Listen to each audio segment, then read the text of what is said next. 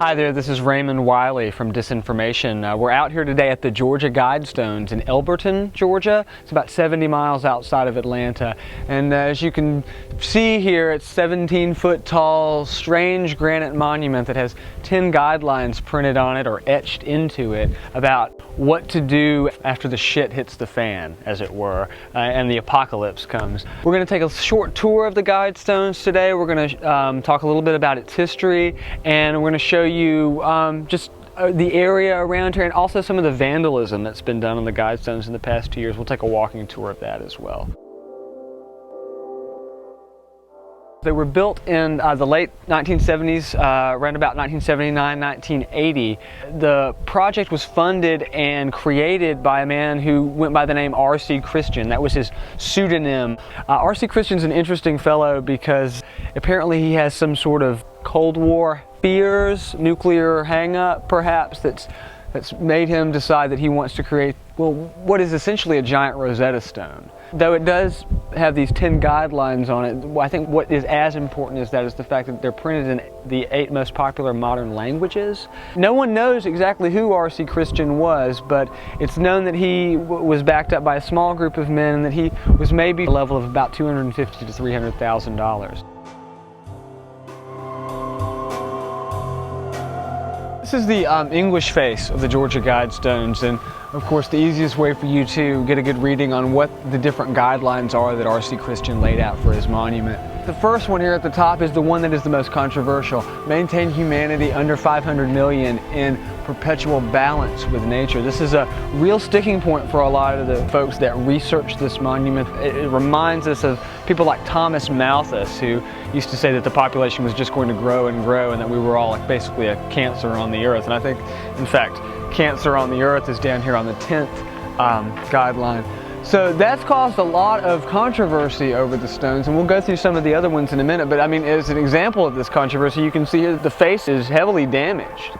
And this staining actually comes from epoxy that was thrown, a bucket actually of epoxy that was thrown up here on this face of the stone. And if you look at the language, it's very reminiscent of, well, what I would define as like late 1970s Ted Turner environmentalism. It's got very much that kind of quality to it. And lots of mentions of nature, nature, nature. Like I said, it seems to capture that environmentalist spirit very well.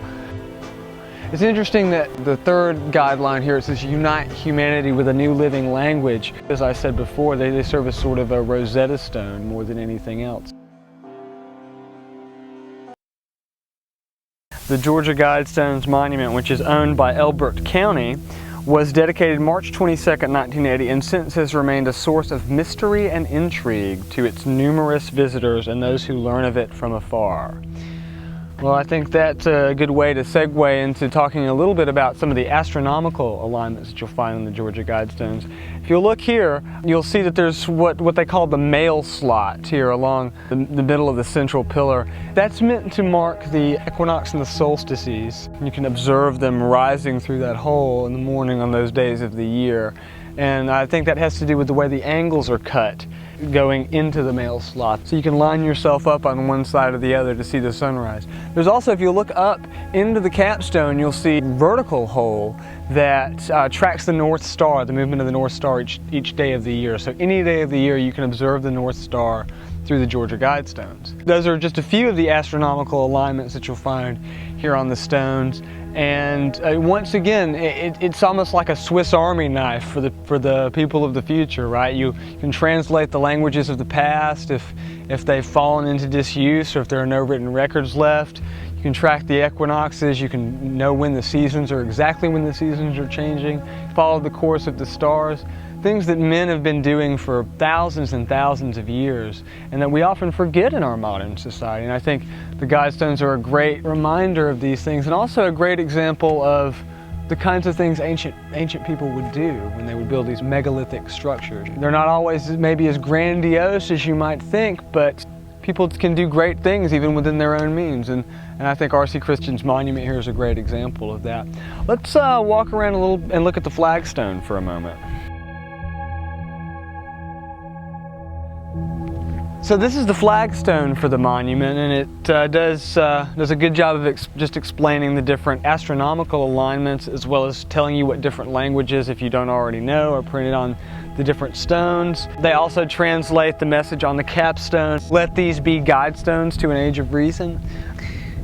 It also explains the physical size of the monument, and has a few interesting places over here. If you look, there's a mention of a time capsule here on the flagstone that's actually never been laid. The idea was that the people of Elberton would come together, or perhaps the school children of Elberton would come together and lay a time capsule here at some point, and it just never has happened. So a lot of times people will come and visit the monument and think that there's another whole other layer of the mystery about this time capsule, because as you can see, the text is just sort of left blank at the end of the line. So there's actually nothing under this flagstone, well, at least nothing that I know of.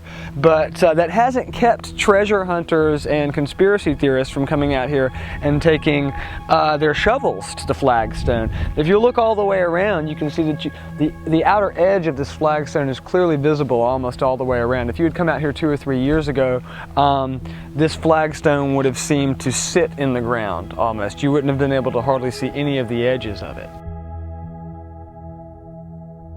The monument was completely pristine and untouched up until just after the election of Barack Obama in November of 2008. Apparently the people who have it out for this monument, who believe that it somehow represents a Malthusian New World Order, their rage bubbled up right after the Obama election, as it often does after any election, whether it be a Democrat or a Republican. And we saw the damage with the epoxy to the side of the English face, which I talked a little bit about earlier. And if you'd come around here,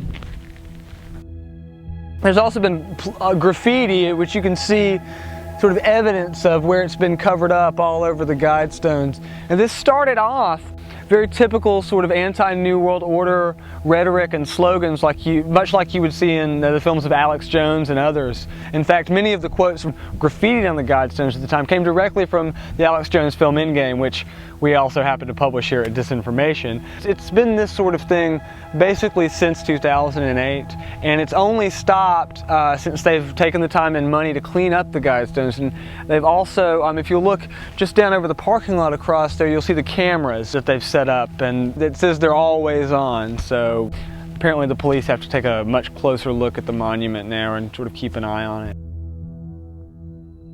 Why Elberton? Why build this strange monument here out in the middle of nowhere in eastern Georgia? We're not too far from South Carolina here. We're in the very deep South, and these sorts of ideas, well, you just really don't hear them kicked around in these kinds of neighborhoods. Elberton is the, quote, granite capital of the world. More granite monuments are produced here than I think in any other city anywhere in the world.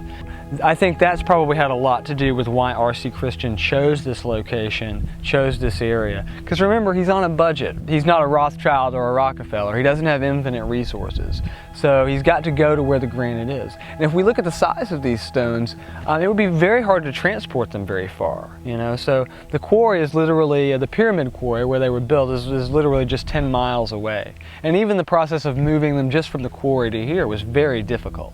So you can see why, just for practical reasons, you'd end up in a place like Elberton. Now, many people theorize that there are perhaps some ley lines, or that this was the center of Indian territory, or something like that back in the day. Or maybe it's on the 33rd degree parallel.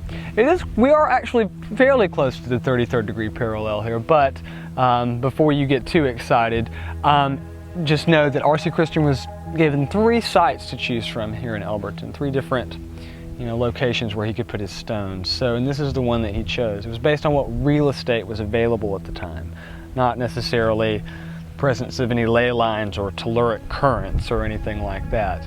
Although you do feel a little weird energy when you're out here sometimes. Who was this man of mystery? Nobody really knows who he was. There are anecdotal stories that he said his mother came from Georgia, and that was perhaps why he chose to build the monument here.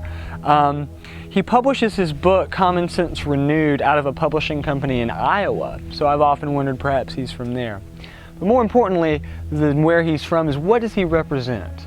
You know, is he perhaps a Rosicrucian, a member of something like the AMORC or another modern incarnation of the Rosicrucians? In case you don't know who the Rosicrucians were, they were this sort of 17th century esoteric fraternity. They're the forerunners of Freemasonry. They're the first secret society, right? And actually, it's not even known whether they even existed at first. They announced themselves through manifestos printed in Germany in around about 1608. And they called for the greater reformation of the whole wide world, the inauguration of the Age of Reason that R.C. Christian keeps talking about in his monument.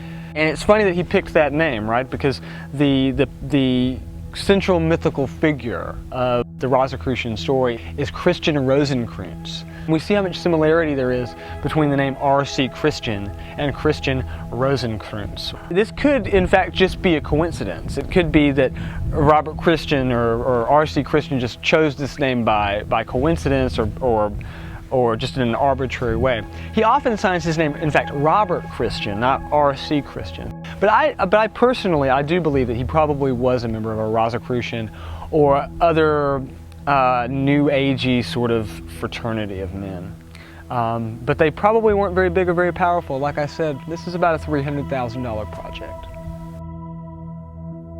Let's talk a little bit about what the Guidestones mean. My friend Austin Gandy, he co-hosts the Disinformation podcast with me.